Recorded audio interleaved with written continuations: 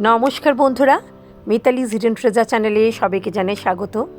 আজকে সুজি এবং কাঁচা আলু দিয়ে দারুণ একটি স্ন্যাক্সের রেসিপি আপনাদের সঙ্গে শেয়ার করছি।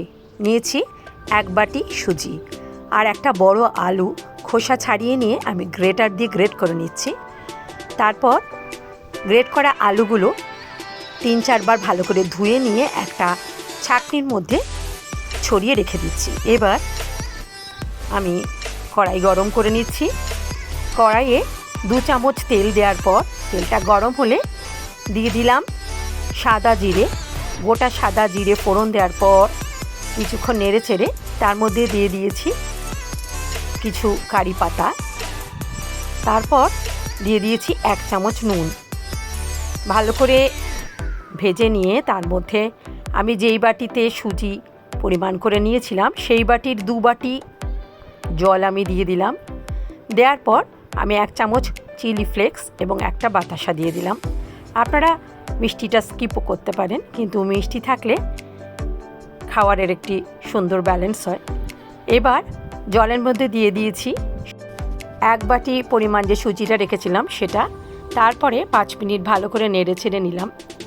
দিয়ে দিলাম 1/2 চামচ হলুদ দিয়ে ভালো করে আবার একটু নেড়ে নিলাম। নেড়ে নেওয়ার পর এবার আমি যে আলুটা গ্রেট করে রেখেছিলাম সেটা কড়াইয়ে দিয়ে 5 মিনিট ধরে ভালো করে নাড়িয়ে সুজিটা একটা মণ্ড তৈরি করে ফেলছি। তৈরি করার পর সেই মণ্ডটি আমি একটা পাত্রে নামিয়ে নিলাম। নিয়ে সুজিটা একটু ঠান্ডা হওয়ার পর আমি 1 চামচ সাদা তেল দিয়ে দিলাম। দিয়ে ভালো করে একবার মেখে নিলাম পুরো সুজির আর আলু মণ্ডটা।